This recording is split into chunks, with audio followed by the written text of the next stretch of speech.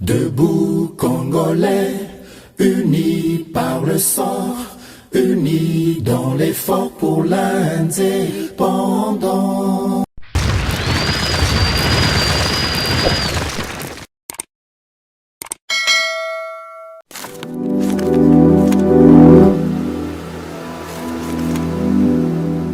Boza, le bienvenu na GCAM Télévision, fidèles abonnés, chers téléspectateurs.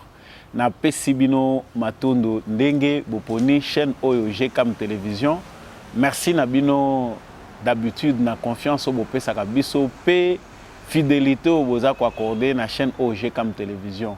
De partout où vous vous trouvez à travers le monde, Samba Olonga a pesibino matondo mingi mbote na ngai eza kokende pa ya papa Gérard Kabea apesa kabiso opportunité à présenter émission oyo na etando ya GCAM Télévision mbote pe pa na bino balandio boza ko s'intéresser vraiment à l'évolution ya mboka à travers émission na bino préférée Debout Congolais de partout où vous vous trouvez à travers le monde, aux en Afrique, aux en Asie, na Océanie, na Amérique, na Europe.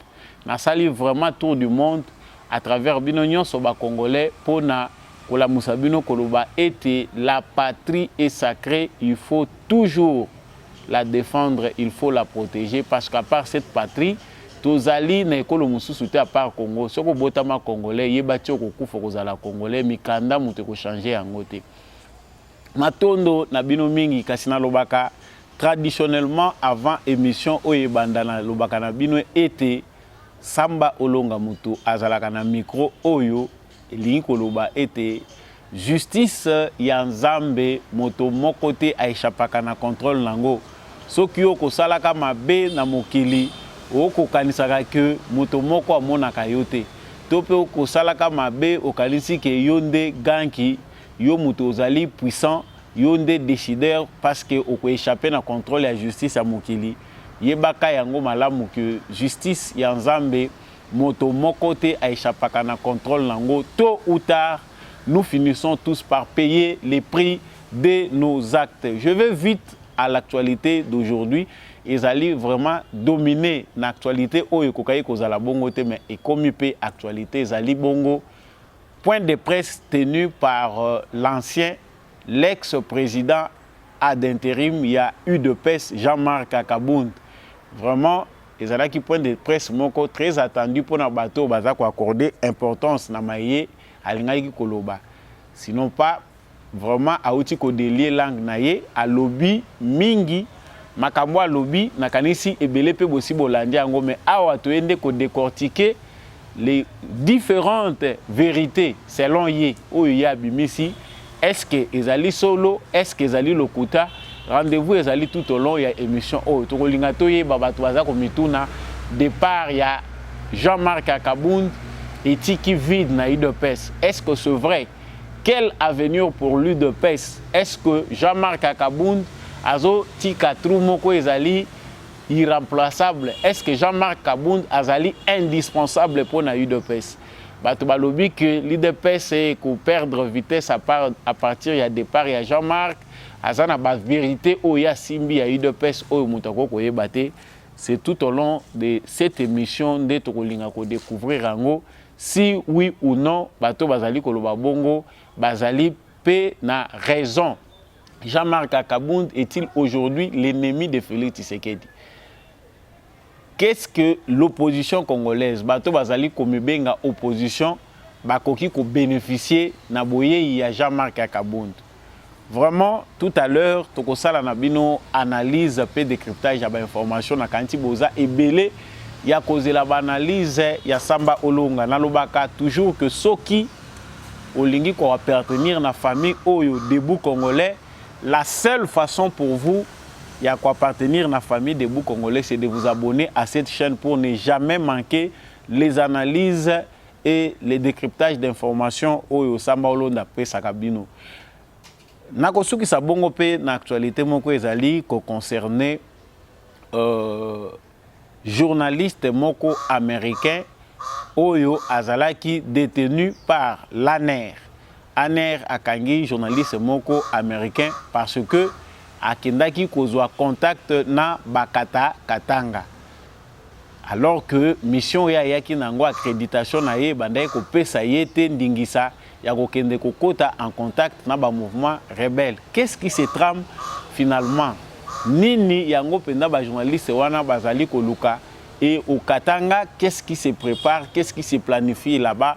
Vraiment tokomeka pe ko ça la tour et actualité wana pona komeka ko éclairer bino davantage. Encore une fois de plus, na pesi bino matondo mingi, bien que de corps vous allez comme on a sima ezali habitualité. Bientôt vous serez vraiment dans les décors des débuts congolais ndenge bomesana comme on a drapeau na bino na sima ya plateau na biso. Je venais de dire tout à l'heure que Jean-Marc Akabound a Silibongo Kosala point de presse naïe. Il y a des grandes lignes. Patoubazela qui Jean-Marc Akabound depuis que Azalaki excommunié, pour ne pas dire que Jean-Marc Akabound Azalaki chassé, exclu du parti l'UDPS après décision, il y a commission nationale, il y a discipline, il y a UDPS. C'est-à-dire, Ezalaki bongo après ba échafouré oyo et salemaki. Ba mésentente o et salemaki entre Jean-Marc Akabound dans certaines voies, il y a eu de peste parce que nous devons être au moins d'accord sur ce point-là que base il y a eu de peste et Komaki Kozala beaucoup plus déçu na gérance il y a parti na maboko il y a Jean-Marc Akabound. Vraiment des voix s'élevaient de partout. La base se sentait de plus en plus isolée sur base de bateau Bazala qui co-dirigeait UDPS, c'est-à-dire Jean-Marc Akabound, président à l'intérim. Bateau Bayebi à titre de rappel, Bayebi que Félix Tshisekedi, président de la République, président du parti UDPS, élu na congrès, il y a UDPS na 2018.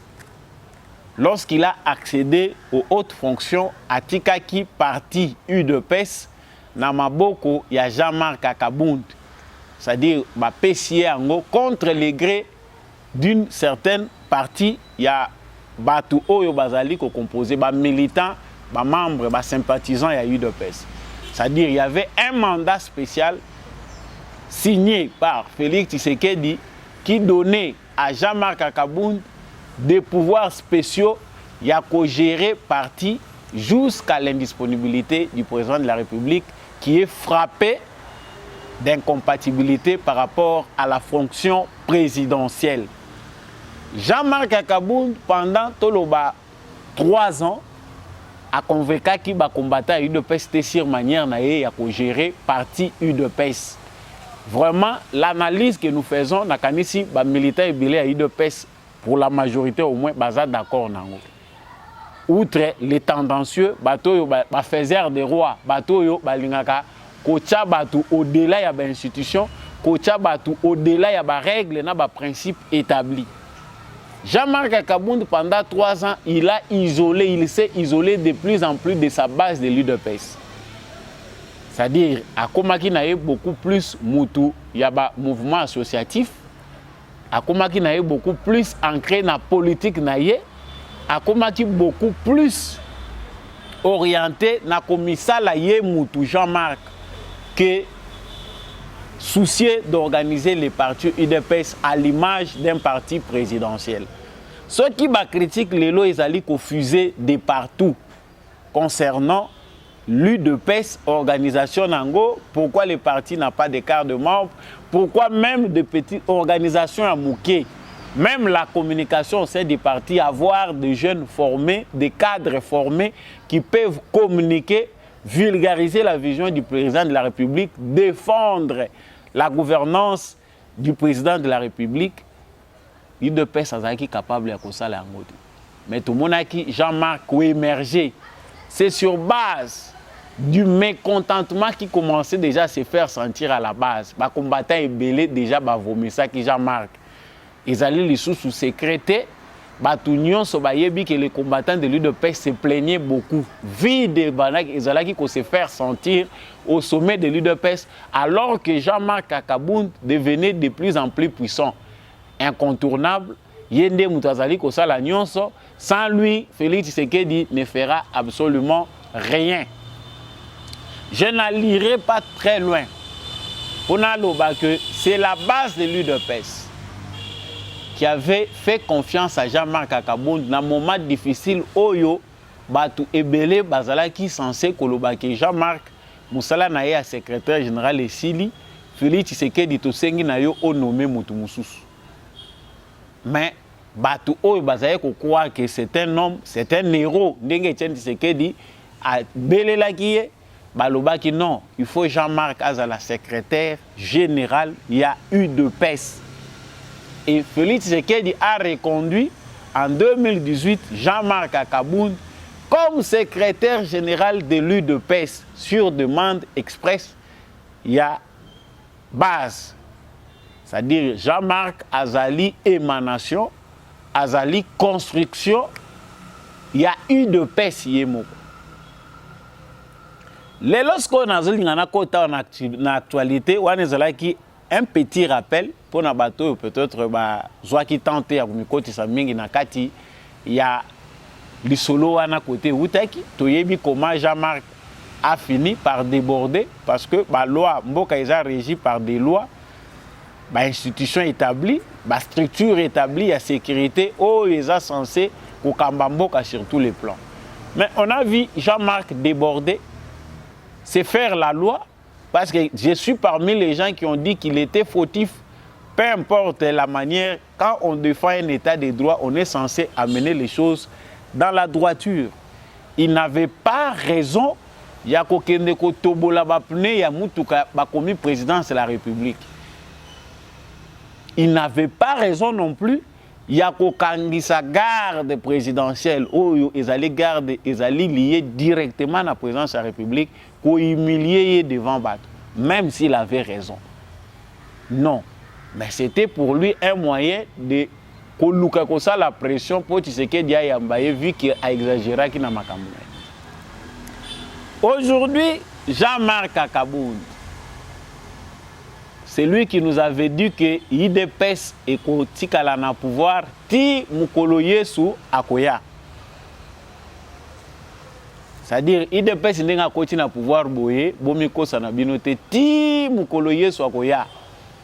L'IDPS est une grande machine parce que vidéo on a loki ango poto zo ango to enkito koti sango na moni ango te. Ce qui rejoint azu ango ba ko koti la bino ango bolanda même dans les prochaines émissions. Jean-Marc, c'est celui qu'on craignait.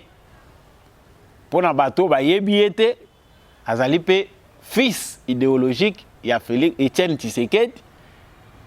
Vraiment, on peut lui jeter des fleurs parce qu'à un moment difficile, il a su tenir comme d'autres cadres face à la manipulation, face à la corruption, pour que à parvenir à l'IDPS pour accéder au pouvoir.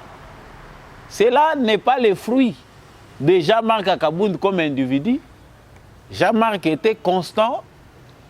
Il a su se réserver, se garder dans cette constance-là. Tindega l'IDPS accéder au pouvoir. Makambo tolobakango batubamona kango lokola théâtre parce que moi j'ai commencé à parler de ces choses depuis longtemps. Jean-Marc était encore président à l'IDPS. Abandé koyebisa bato ke mato yele kaka moto te. Plus ozali komata, plus peu danger ezali makasi koya ya kobambana. Certainement sur base ya oyo yebi. Sur base ya personne ya Jean-Marc ndenge to monaki carrière na ya bandi propulsé par Étienne Tshisekedi qu'il avait vanté d'être un héros. Et absolument, à cette époque-là, c'était vrai. Vraiment, il était brave. Pour nous faire face à la dictature, il était brave. Et Étienne Tshisekedi n'avait pas tort de l'appeler un héros. Tout le monde est secrétaire général, il a milité. Vraiment, il a droit. Tout le monde a eu ma fleur. Mais, cela ne garantit pas la finalité. Ce que salagi malamu eko finir par ko sala mabe. Voilà comment est fait la vie. Aujourd'hui, c'est lui qui était l'enfant redouté de l'UDPS. Oyo batu bayebaki que vraiment Ce qui a télémé à l'obia Zalakama, c'est qui était ce qu'a l'obia Panzaka. Aujourd'hui, il est un ennemi de l'UDPS, un ennemi de Félix Tshisekedi. J'entre dans les propos de Jean-Marc Kabound na Messani Kozwa, na Meki Kozwa, awa comme synthèse. Jean-Marc Kabound a sali adressé tableau moko sombre et à gestion à Tshisekedi. De manière générale, a critiqué gouvernance et à Félix Tshisekedi où ezali gouvernance moko satisfaisante te. Il y a ba incompétent, il y a ba jouisseur. Ba fruit, il y a gouvernance, il y a Félix Tshisekedi, ezali ko satisfaire ba Congolais te. Pendant 3 ans, Jean-Marc azalaki triste. Parce qu'azalaki côté de Tshisekedi vit comme on a que makambo ezali ko kende mabe. Je lis ces propos. L'appareil de l'État se détériore et est devenu de plus en plus un club d'amis pour des apprentis sorciers de tous bords exerçant leur stage au sommet de l'État. Bon, ce que baninga bazo ça la stage. Yo zo benga bazo ça la stage. Yo géraki wa pitan ko komaki président et assemblée vice-président assemblée nationale. Baninga baza ba stagiaire yo ozalaki nani kasi parce que yo utaki wapi tu avais déjà géré combien de fois ozalaki wapi tant oye ko koma ba au vice-président à l'Assemblée nationale. C'est-à-dire l'État lelo ezali mabe na vision monsieur Jean-Marc lelo komi ko mona que l'État ezali ko se détériorer, c'est que l'État ezalaki bien. Félix Tshisekedi a ko détériorer l'État. Gestion ya Félix Tshisekedi et bandi qu'on faire détériorer l'État congolais. Mais Ndeko Jean-Marc Kabound a ça droit, mais on comprend qu'il n'a pas la perspicacité il y a quoi analyser Makamundenge Zaleli. Même s'il faut aujourd'hui être l'opposant de Félix Tshisekedi, mais qu'on soit angle wana ya Makambo ezali kobima ignorant.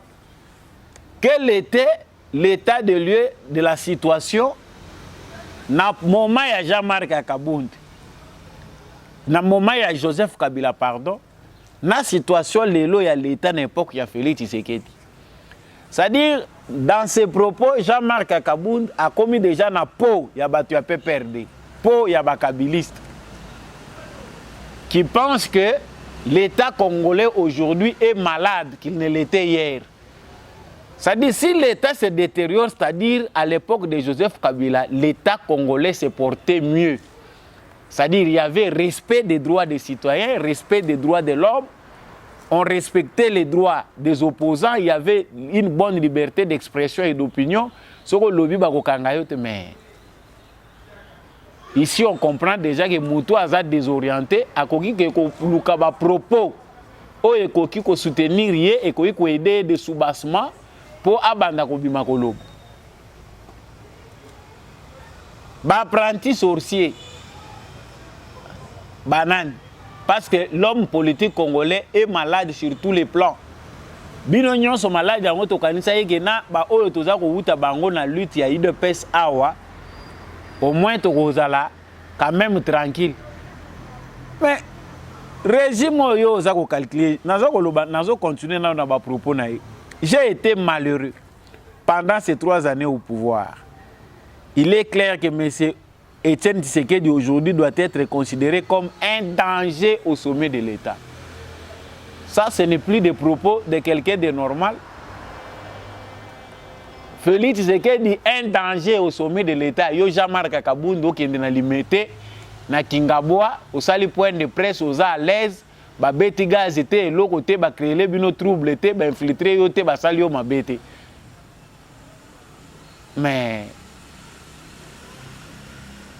tu éviter Félix Tshisekedi un danger pour la République.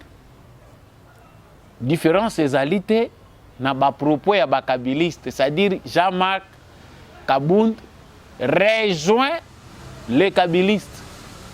Yango bandeko toza ko lobaki ba kabiliste oyo na salaka analyse moko il y a 3 ou 4 mois passés na za ko lobela likambo ba kabiliste OK.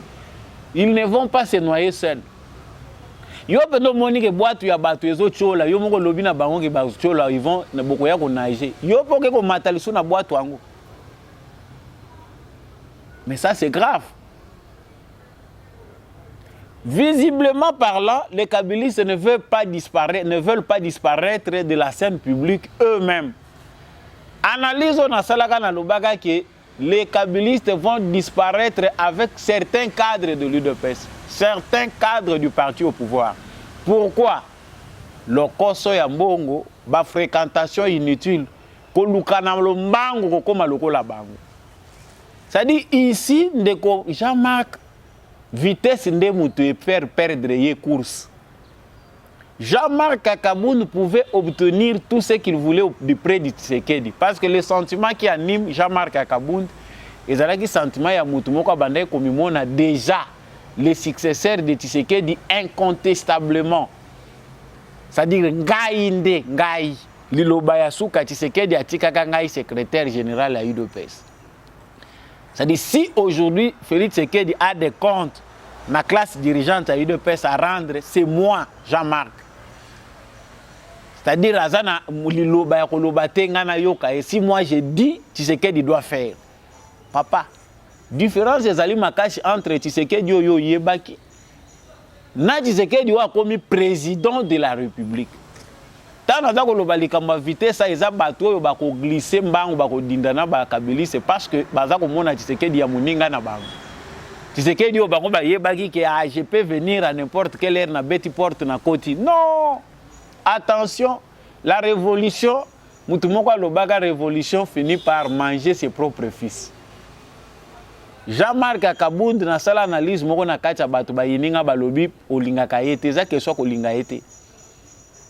Na lobby, je ne vois pas l'avenir de l'IDPS avec tous ces gens qu'on est en train de plébisciter. IDPS est à partir moko à multiples réalités. Plus on mata au kanisa ke okomi likolo IDPS pour bambaneza facile.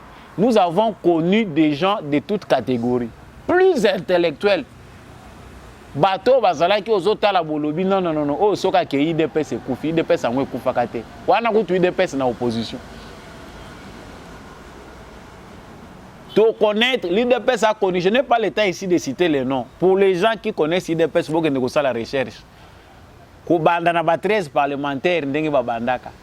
Ti bazoya, on a prédit même la mort de l'UDPS avec Etienne Tshisekedi. Il y a des gens qui ont dit ici en 2006 balobi que ici l'UDPS est comme ONG. Et que ça la sous-parti politique était. Pour Tshisekedi a yebi politique était. l'UDPS est koufaka pété. C'était le moment le plus crucial. Etienne Tshisekedi devait mourir déjà à partir de ce moment-là. Que l'UDPS est koufou. Etienne Tshisekedi est décédé, il y a des gens qui ont prédit la mort de l'UDPS. Parti Kokoufa. Non. Un parti fondé sur l'idéologie, sur un idéal. Un parti où les gens adhèrent par conviction.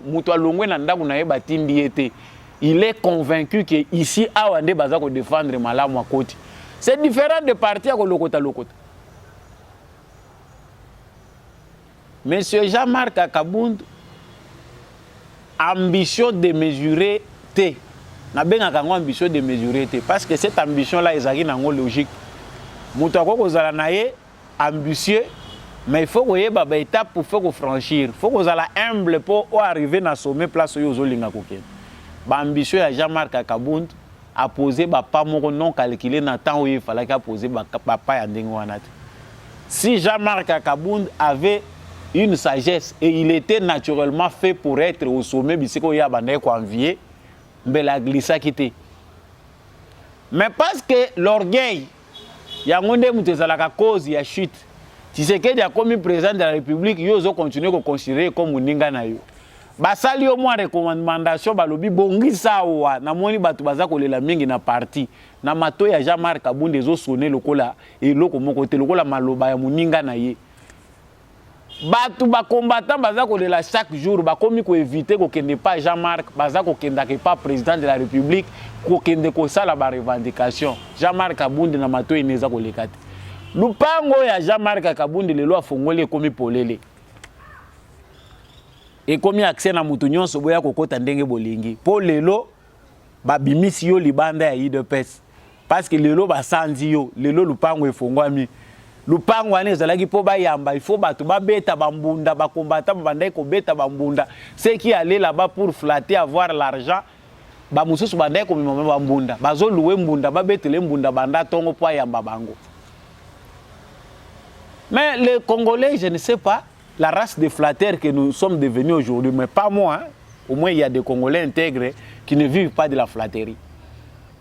Si les Congolais normaux bazako kende na Jean-Marc, oyo ngana benga ka bango, bato bazo kende ko assister na enterrement.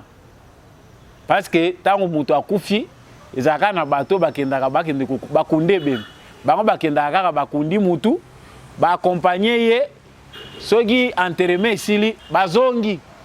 Combien de gens sont partis na bato balongwaka na IDPS? Ils sont où? Les flatteurs. Bato bazaka na tendance, bazaka na besoin ya kosala jalelo na bango. Bato batenga mandenge Mobutu asatikela bato belé na Congo. Esprit ezaka ka ya kosala jalelo, esprit ezaka ka ya ko personnaliser, ko personnifier idéal. Bache idéal yango vision yango ole bino nyonso bolanda vision na idéal bido bolinga ka mutu moko bo fabrica kaka ba roi oyo bakozala difficile ya ko détrôner. Donc lupango ya Jean-Marc aujourd'hui est comme nango la parcelle de tout le monde. Bino nyonso mena boko tanazana besoin ya batu maintenant il veut le peuple congolais. J'avance. Jean-Marc Abound dit qu'il était malheureux. Azako dénoncé, fatigue caractérisée par l'incompétence notoire, la mégestion et la jouissance. Yo za compétent. En tout cas, bon excusez les attaques personnelles, mais Jean-Marc oza compétent. En 3 ans, ba pesio parti munene lokola IDPS. Etienne Tshisekedi de son vivant disait que moni IDPS obozo sakana nango et ko comme la bino ingouvernable. Yango toye komona. Les faibles esprits ne peuvent pas diriger un parti logo la UDPS. Tu as passé toute ta vie là-bas au lutter. Cela ne te donne pas la garantie d'émerger, être au sommet de l'UDPS. Ça, c'est un destin fait pour des gens intègres. Système ya UDPS est un système moko compliqué. Ezali système où indimaka bato yo oza capable ya ko se sacrifier, oza intègre. Si Etienne Tshisekedi est mort populaire, bato baza ko tosa ye, c'est parce qu'il était intègre. Bato ba réussir na école ya Tshisekedi, na tshisekedisme, les vrais tshisekedistes sont des gens intègres.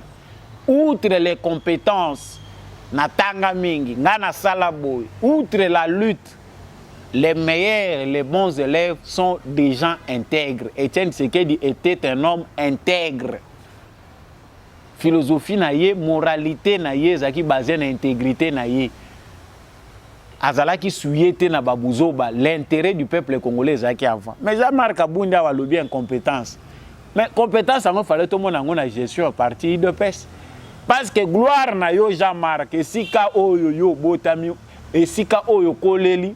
Et l'eau est fabriqué comme le Jean-Marc Ozali aux yeux des Congolais, Batunion Sobaye Bao Jean-Marc. C'est l'UDPS. L'UDPS t'a tout donné. Si vous avez le bina baninga, mais gestion, jouissance. Parce que le mot jouissance, parce que ça sonne bien. Jouissance, yo jouirté. Jean-Marc Abound nous parle de la jouissance. Que yo jouirté, vous allez malheureux. Mais c'est se moquer des Congolais. Wana eza discours moko eza ko sonner nango bien na mitu ya ba ignorant. Ndako munene yo tongi villa ya munene na Kingabwa, quartier eza pauvre. Baninga baza ko se cacher kutu bazwa ba villa ngo bazokende ko tonga ngo dans des endroits oyo batumuta ko yeba teke loko ya Jean-Marc. Toi nata muke oyo ye wana, moi une année et demie soki combien de temps o le kaki wana président, vice-président ya Assemblée nationale. Tala ebele ya villa où se construire, tala ba bien aux huiles. Au quotidien na ba carré mini. Kotina ba société, au komi ko sala trafic, bazolo ba o famille ya président. Jean-Marc ozo signé boza na kati ya makambo ya ba mine. Ezala ki jouissance c'était. siko ndako ya munene wana oyo zwi wana ezali jouissance te hein pendant que yo banda ko tonga ndako ya munene ndenge wana na construction moko oyo na kinga bo mobimbeza te exceptionnel ezalaki jouissance te 300 000 $ au bimisi yango boye. Les jeunes gens pauvres qu'ils sont jusqu'aujourd'hui bazana balabala. Il y a parti politique où Salio Jean-Marc Lelo comme Ozali, vice-président et Assemblée nationale au commis riche parce que tu es déjà riche. Pour yo zobenga baninga ba juicière. Ces jeunes gens sont encore dans la rue. Au Bosani Jean-Marc Kabunda Bosani même ba cellule oyo ba salela yi ba campagne, ba cellule batoyo ba salela ki Jean-Marc campagne. Il y a députation. Oyo bakenda ko présenter Jean-Marc Kabunda na Mombele. Jean-Marc Kabunda atala kabango lisusu te. Il a oublié tous ces gens-là qui l'ont entouré na UDPS. À s'éloigner. Avant que Jean-Marc quitte l'UDPS, il avait déjà quitté l'UDPS de manière spirituelle. Dans son esprit, l'UDPS est sauté. Ils ont dit que moko bomoto na ye akoma puissant.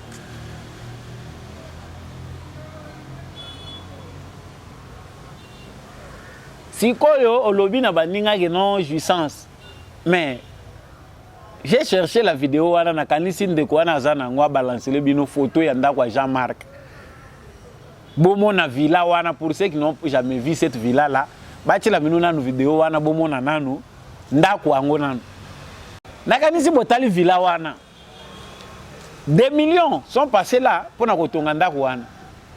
Donc pendant ce temps-là, toi tu ne jouissais pas, les Congolais ne souffraient pas. Est-ce que tu sais qu'il y a une maison déjà construite comme ça? Il y a une maison privée. Oh, déjà, c'est pas ton bon. Des fois, quand on est sage, même ceux qui osent se retrouver dans une situation injuste, pour éviter des ennuis. Il y a des gens qui ont gagné plus que Jean-Marc, mais en peu de temps. Parce que là, on a le acharnement. Il y a une capacité à analyser pour comprendre que c'est Jean-Marc est intelligent, il est brave, mais il lui a manqué seulement ces brins de sagesse là où il s'est grand. Il pouvait être calmement humble. Et la base de l'UDPS devait se laisser faire. Il était le remplaçant valable à Tshisekedi. Parce que le parcours et c'est que la base de l'UDPS allait dire. Mais il y a des individus qui ne sont pas faits pour être au sommet. Si aux unions les jeunes gens qui ont lutté pour l'UDPS, autres allus qui critiquent les cadres de l'UDPS, ils ne sont pas organisés, il y a de la mauvaise foi. Pour créer un centre de formation, on a limité, ils ont coûté combien? Est-ce que c'est le jeu de la tête pour l'UDPS aujourd'hui au pouvoir? Mais pendant 2 ans, Jean-Marc prend 300 000 $. Dans le but que Jean-Marc a 300 000 $ pour que nous école na kisensu. Et ça m'a bêté. C'est pour les biens bana bakotanga kuna. Ils ont pour bien, ils allaient bien au public, mais pour des intérêts liés à sa campagne, promotion ya mutu, individu Jean-Marc abanda ko bongisa ba base na. Pendant que son parti somnole, parti ezako kufa bomi ango yemoko. Batu balobate batu nate. Parce que Jean-Marc était devenu tout puissant. Bato bazwa kita ko comprendre Jean-Marc était. Je pense que bamusu balinga bomona ba acte pour ndimaki muto ya solo ndoki. Nana kokota na biloko ebelete ou ebimisi masima. Je parle seulement des choses qu'on voit. Avec 300 000 $, 200 000 $. Il y a des endroits limités où on peut avoir une bonne parcelle. Et avec les contributions de tous ces cadres, on peut avoir un centre de formation construit avec les moyens de l'UDPS pour former les jeunes gens qui ont lutté à l'UDPS. Pour former les jeunes cadres, pour former les communicateurs.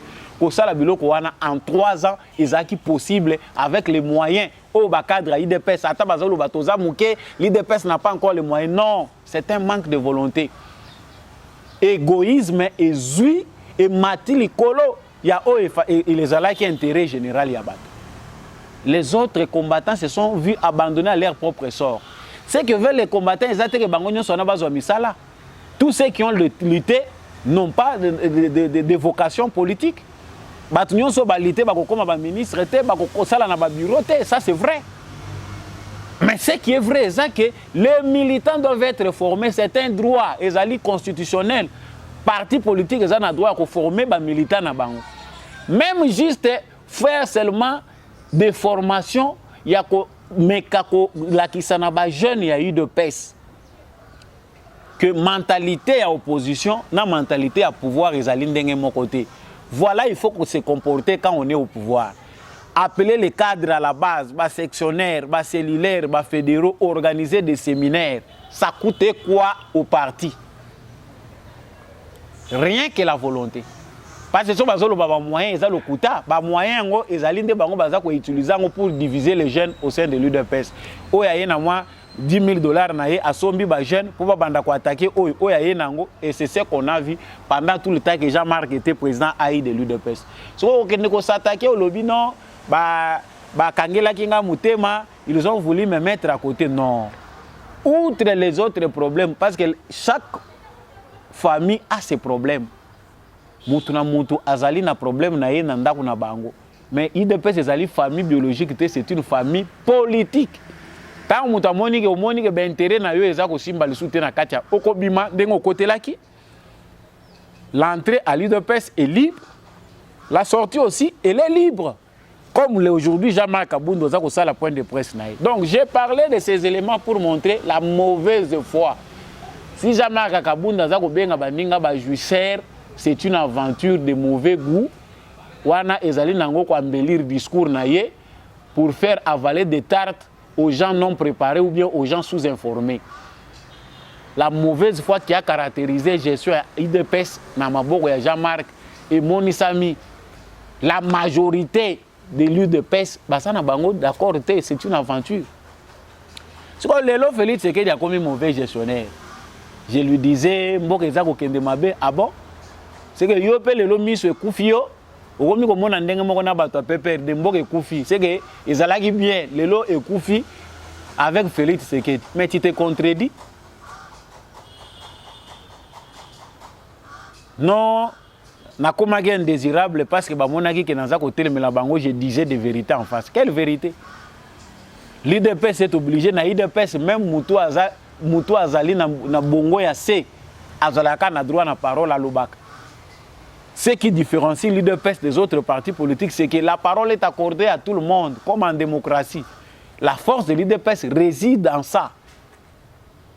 Tout le monde a même Moutou Azali na yo zomona ke azana pas un niveau intellectuel, mais parce qu'il est au sein de l'UDPS, il a droit à la parole. Azali koloba droit na ye. Et on est obligé d'écouter son opinion avant de conclure. Yo lobité batelemeli ngai bazali monela kinga mabe. Aujourd'hui la gestion de l'UDPS est pire qu'avant. Bandoukou yango ndenge balobaka na baswahili ndeko Jean-Marc Kaboundou. Je n'irai pas beaucoup très creuser là-bas na tron na musika na kokende musika te alliance pour les changements ba wana yo po continuer style la PPRD ba wana parce que l'alliance pour les changements vraiment ça ne dit pas grand chose par rapport à autre yebi. Bon, alliance pour les changements. Le souci est que kaboza la kaka na logique na bino ndenge bo créer ba ABC, ABDDD, biloko PPR là ça est la kibiswa. Yango logique ekoti.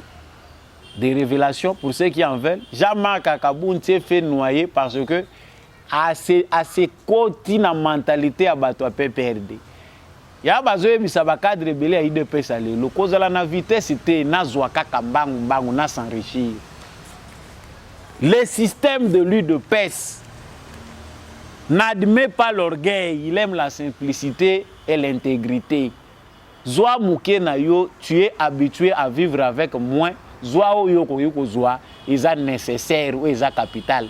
À part otolia kabiseka tolala kamalamu soko zana moya ko zoa mutuka okende na nini. Les gens moins sages pensent que c'est dans le matériel qu'il y a le bonheur. Tu peux avoir le matériel pour ne pas avoir la paix. Aux ans sous na kimiate. Sur yoke kokota bisika bato banganga. Et ils font la politique batondi banganga lati basinga basi 50. Alors luka kimia zo mona ngote alala na ba hotel mabe atongi ndako munene mazolala na bandako 7 8 azolala kana ba hotel azoluka kabisika kolala kimi ezate lingomba ndekona biso akenda kokota. Aujourd'hui il parle le même langage avec les kabylistes. Félix Tshisekedi aza ko gérer mabe mobilisation ba recette ezali ko répondre te na taille na immensité ya Congo. Ah bon, avant ezali ko répondre. Mais il faut être fou pour ne pas reconnaître que la recette ou la mobilisation est légendaire. Baza ko féliciter partout dans le monde entier pour continuer à bouger ya bato FCC. Qui s'assemble se ressemble. Coalition FCC cache gouvernance il y a 5 ans il y a Félix Tshisekedi des gouvernance moko pas facile. Ils ont gouvernance moko ils ont forger Congo na mupepa sikao toza kokota. Mais le pire est que bato a IDPS na accrochage na FCC en termes de gouvernance oyo bazali ko finir par kotenga mana mentalité ko banda ko réfléchir lokola bakabiliste nde mutu bakozinda nde na lobaki ebele pe bakochola nzela moko na bato FCC parce que les kabilistes vont disparaître de la scène politique, ça c'est évident. Mutu nyonso ça yé bien boyo ke ndeko sangana na lisanga bandoki pour kende wapi Félix Tshisekedi soka sangani na bato wana. Ce n'est pas quelque chose de naturel. Ils ont contrainte liée à la réalité sur le terrain. Mais dans les combats, ils ont dit que Batou Oyo, à tous les niveaux de la gestion de la chose publique, il faut qu'on écarte Batou. Non, Félix Tshisekedi a besoin de ça, qu'on soit député, 300 députés comme majorité. Mais ils ont ambitieux, ils ont normal. Le pire, c'est que Félix Tshisekedi n'a pas la majorité dans ça. Jean-Marc Kabunda bando kanisa ke soki batindi yo balobi kende ko négocier na bandoki wana bandeko wana sangana na bango na bengi bango tu bandoki. Et effectivement, ce sont des sorciers. Jean-Marc Kabunda, mission donnée par Félix Tshisekedi, finit par comprendre que c'est yende incontournable yem dazo mi makamunyonso. Ba renseignement auprès à Batouana, tout ce qu'il faisait, yonde mutu banda ko récolter. Mais bacheyo na teste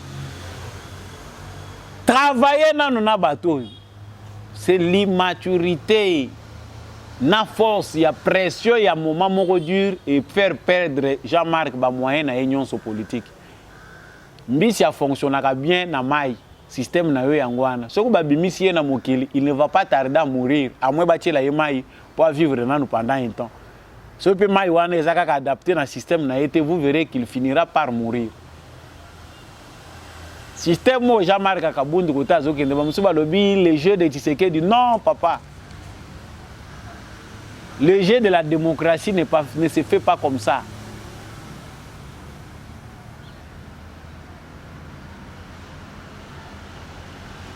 Sikoyo bato bazako loba ke Jean-Marc Kabunda départ naye etiki trou na UDPS. Trou Mounene, à part Jean-Marc Kabunda, beaucoup de ah bon? Ce qui est vrai, un raisonnement logique, vu le silence dans l'organisation de l'UDPS. Mais silence, bien qu'ils allaient de manière apparente, ils ont dit que l'UDPS est incapable de s'organiser, mais c'est un silence aussi stratégique. Bato bazako s'aventurer, bazo bimandenge, bazo bimisa mupepe a balobi ke bazako kende ko redynamiser, bazako recruter ba membres, bazako faire adhérer les membres. Mais vous vous épuisez avant. Élection na nous bomoni angote bobandi ko bimisa énergie nyonso boy. Vous vous épuisez avant. Quel est le trou laissé par Jean-Marc? C'est vrai, Jean-Marc était au premier plan parmi les cadres influents. Mais le système à IDPS et Zaloza Makasi Ndengenini. Soko Lungwe, c'est fini. Pour te permettre à l'IDPS de se rajeunir, l'IDPS a des gens, peut-être pour nous babimiter, baza médiatisé. Et belé baza na ba moyen te, ils sont en train de se débattre pour avoir les moyens. Mais attention, pensez que Jean-Marc est indispensable à Bimi, et l'IDPS est couvert. Non, c'est ignorer les réalités au sein de l'UDPS. Bakozwa mususu bakocha wana okomona akozala fabriquer kaka lokola ye.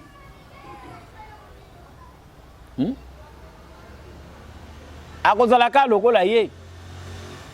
Parce que et ça la force c'est sa base. Il dépêche ce cas à l'alélio. Ce qui dépêche à tombolio. Ce qui peut ba kweisio au kokweya. Bruno Mavunga outi kokufa. Il se faisait, on l'appelait, c'est un des derniers jours, pour ceux qui ne connaissent pas son époque, Bruno Mavunga, ancien secrétaire général de l'UDPS, l'époque Etienne Tshisekedi. Il est parti, Batubalobi à l'UDPS fragilisé. A Memi Batubakei. Je prends l'exemple le plus récent, pour ne pas parler de Kibasa et les autres qui sont partis. Basuka Wapi. Ils ont créé aussi l'UDPS. Basuka Wapi. Ça, la force de l'UDPS, c'est un état d'esprit. Bato ba me manque esprit moko me manque loko wana.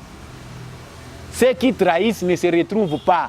Ceux qui mutu a trahir, a kokende na yeka tibozo kanisa kazo émerger, mako kata na ko a isili pe abungi. Ce qui est vrai, c'est que Jean-Marc n'ira pas loin et il n'y a pas de vide à l'UDPS. C'est lui qui part à la chasse, il perd sa place. Ozana ici kate oyoyo. Ba ekotika la babombi ba lobi tozo réservé kingandi akei parce qu'aza puissant nous les récupérons non bato batenga makina yo parce que c'est vrai que les tendances se dessinent mais ceux qui ont bimili banda IDPS tendance wana ba reconnaître en côté ces gens là qui sont partis t'enterrer ils vont te flatter ba fibio ba sissé ba union so ba kozwa ba zongi na bango ils vont encore chercher à s'aligner ba kota na sénance.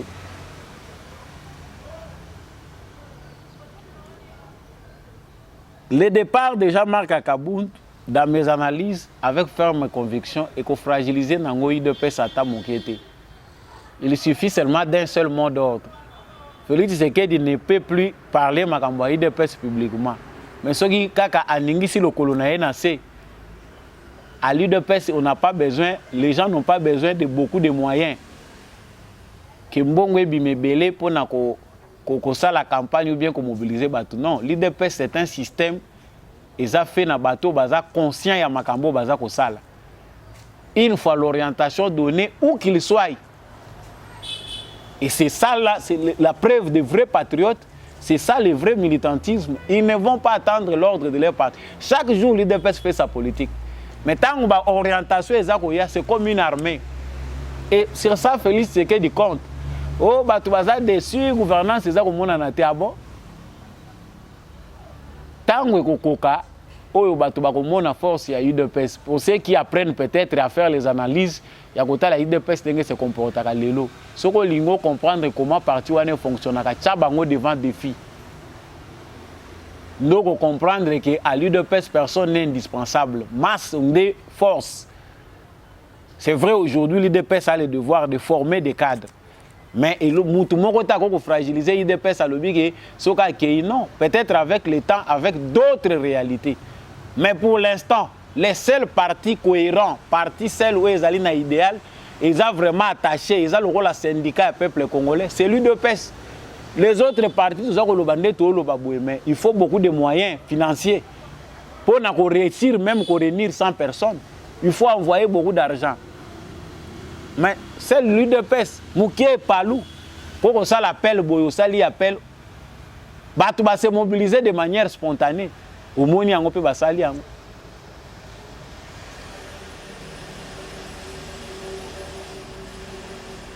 Qu'est-ce que peuvent gagner Jean-Marc Akabound dans l'opposition? Mais s'ils parlent leur langage, ils deviennent leurs frères. Ils vont s'embrouiller davantage. Pour ceux qui espèrent que non, Kabound va fragiliser Tshisekedi, faux. Kabound va faire encore plus la publicité de Tshisekedi. Quand il va parler le même langage nabakabiliste, un langage insensé. Parce que le langage, il y a un langage de mon côté et qu'on aide. Parce que tant que nous avons ça, bakambo oyo, plusieurs décennies pour que Tshisekedi azo salango. Et si vous avez vendu à Zelaka, mwinde pela et pela ta moni mwinde peli kuna yo yeli discours à Kabound. Tu es un insensé. Si tu as une élection, non, on a mobilisé le peuple congolais pour tout chasser M. Félix Tshisekedi. Ah bon? Alors, pour ceux qui veulent la distraction, voilà un nouveau pion qui va encore vous distraire davantage. Mais les gens sérieux, il pense que makambo ya Jean-Marc Kabundo toza ko lobango pas ça les points de presse lelo, mais normalement ça ne peut pas prendre beaucoup de temps dans l'actualité avec des gens qui réfléchissent sur les choses sérieuses. Ceux qui vraiment ont un associé mboka ont un makambo sérieux, vraiment makambo Jean-Marc ça ne fera pas débat. On attend voir ce qu'il fera avec son avenir. Il est libre constitutionnellement, il est libre. À l'objet au régime de et péquissier à ça la ceux qui n'est pas parti politique naïf. Faut le kuta landa procédure. Yo so bengi en alliance pour les changements. Ba péquissier est logoni. Et vous verrez que ceux qui ont dans leur gène ADN ya flatterie. Bato baza forger dans système ya ko flataka bato pona ko zwa mbongo. Ceux qui font la politique comme business, comme profession, bande mutu ba ko entourer. Ils vont faire des plateformes autres que ça la boui. Oui. Mais sachant que bato yo ba ko kende ko participer na ka ya statu quo to yebi sor na bango. Les Congolais ne sont pas si bêtes pour participer à une sale besogne lokola wana. Félix, pour tichiter na point à Jean-Marc, Félix a converti les gouverneurs des provinces en filles et garçons de course. Ah bon? Mais ba gouverneur ya province baza banani. Baza ba représentant ya président de la République na ba province na bango, na ba attribution ba pesi bango. Ils sont censés représenter la vision, reproduire la vision du président de la République na ba entité na bango, to be na ba province na bango respective. So yo o bengi bango ba garçon de course ba salini. Quand on va na axe ya mal, on perd la vision des bonnes choses. Miso ekufa kasoki muto akoti na kan ya mabe. Akoma koloba makambo oyo, iza ko bimisa ye insensé. Je termine ici na point o na lobaki ya mibale ya Stravos Nicolas Niarchos. Niarchos o ya bisote o ya sapera wa soki ya Servos Niarchos o ba saper congolais ba célébraka. C'est un journaliste ndenge na lobaki na sommet, journaliste américain wana oyo ANR, Agence nationale de renseignement bakangaki. Yo ke yo lobi ozali na accréditation pour na kokende ko sala ba recherche na yo na conservation en nature, na économie, na culture. Mais quoi que se retrouver au côté en contact na bakatakatanga. Ces journalistes ici, agents de renseignement bazala kama sécurité. To yebi n'époque à Joseph Kabila awa, ba journaliste mibale bakenda ko kufa. Ba américain makelele régime ya Kabila, ba bomi ba journaliste, il faut des enquêtes nde babimaki. So awa journaliste wana koi kokende kuna na bakatakatanga, ba zone wana balingaka mindele te. Siko tango azo kenda kokota kana ba enquête, qui l'a envoyé ambassade américaine ba yebité makambo ya yai kosala ba luki ba journaliste musu ba luki ba rejoindre consulat ba yeba soki nini na yai kosala nini ba répondre bangote journal na yepe ba répondre na bangote na appel te ya bato bazali kotuna awa ba américain baza komona te c'est rébellion oya bakatakatanga. Quelle idée Joseph Kabila veut faire avec une branche parallèle? Il y a des Américains qui sont d'accord avec le régime Tshisekedi. Parce qu'on sait qu'aux États-Unis d'Amérique, tout le monde ne réfléchit pas de la même façon. Il y a des aventuriers aussi qui travaillent avec la mafia. Il y a la famille Clinton, il y a Bill Gates, il y a Soros et les autres. Il y a des réseaux mafieux qui jusqu'à aujourd'hui continuent à travailler pour le mal. Au balingi que Congo est na foyer ya ba rébellion. Et des gens comme ça, ces organisations-là, foutent quand même des journalistes pour aller dans des endroits périlés. Pour ces journalistes, on a payé mbongo yango akekuna. Félicitations à ANR. Ndenge bozuye boye okanga. Et bozongi sa ki des droits zonga na mboka na bango. Po biso tolingi makambo te. Toza suna besoin te toyoka o journaliste tel akufa ki non. Et ça, l'Agence nationale de renseignement doit beaucoup veiller sur les journalistes, les touristes américains ou bien européens qui sont au Congo. Veiller surtout sur Bango, qui sont dans la situation à Boye, ou dans les touristes, à finir par un mouvement rebelle. Na lo bakango na ba émission na nganyo so bino batu bolanda kangai que ba agence ebelé à renseignement ba américain ba yebi tout ce qui se passe à l'est du Congo.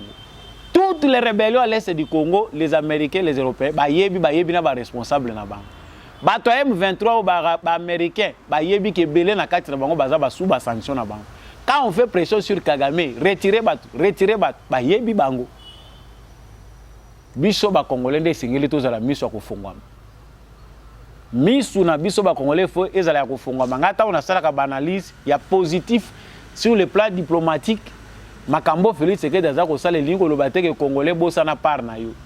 Nous Congolais nous devons savoir que la menace n'est pas écartée. Le danger est toujours là. Mais c'est à nous de prendre nos responsabilités en tant que Congolais. Savoir ce que notre part. Repensons l'éducation de nos enfants. Na lobakango chaque fois. Tant nazo lobango bwena makasi nyonso eza parce que biso tozo kanisa ke o biso esengeli to sala batu musu ba osala biso ngo lokuta. So vandi ozo zela Tshisekedi n'est qu'un passager président de la République. Il peut passer complet et zongi changer forme. C'est à nous d'être éveillés, de repenser l'éducation que nous devons donner à nos enfants, de repenser notre civisme, de repenser le patriotisme. Partout où nous nous trouvons, nous Congolais, nous devons être debout. Mobilisons-nous parce que le vrai problème est à l'interne. Nous avons laissé les insensés prendre le contrôle de nos institutions. Tshisekedi souffre parce que bateau est belé, bateau ni na institution na biso bandoki. Vous excusez un terme, c'est choquant, mais la plupart des gens sorciers qui travaillent au service du mal sont dans les institutions. Le travail que nous devons faire, biso ba Congolais, c'est de nettoyer nos institutions. Ce qui est l'élection après le recensement, l'identification nationale, biso ba Congolais, to simba carton rouge. Bilongyo bo mona. Na koyela bino su émission na bilongi mususu. Toutes ces images là, ceux qui vont nimi bozongi sabango na région na bino, abi makazaki député elikuna etali bino. Nakanisi ke mondoki ya munene singeli biso to simba na Congo eza mental. Tango ke mituna biso kozala na bosoto, tozo kanisa ke yo zo continuer ko sala mabe président ndaya ko sala lo malamu, mokolo ba ko violer mwasi na yo ya ko kimele pas président. Ça c'est faux. Réveillons-nous très chers Congolais, nos mentalités, si elles changent, déterminera certainement changement au biso tozali ko luka avec précipitation. Merci Nabino Batubolanda qui est émission de Beau Congolais, Nazwaki Bino Ngonga Moulaï. Vous profitez de la analyse, soko sepelaki, abonnez-vous à la chaîne, ceux qui n'ont pas abonné, ceux qui peuvent sepeliter. On reste Congolais, c'est dans l'unité et dans l'amour que nous allons construire notre très et cher beau pays. Vous voulez soutenir l'émission de Beau Congolais, appelez le numéro en bas de votre écran. Merci na ndeko mbi à chaque fois zaki na sima caméra pour na kokomisa bino émission et comme pas na bino. Merci na maman Lisette Mongbendou, merci na papa Jean-Louis Timbalanga. Vraiment tous ces réseaux là vous avez contribué pour être émission de Beau Congolais continuer ko tombola bendele ya Congo na pesi bino matondo vraiment de tout cœur. Biso nyonso FARDC na motema to continuer kozala sima mapinga na biso to monani na prochaine émission bye.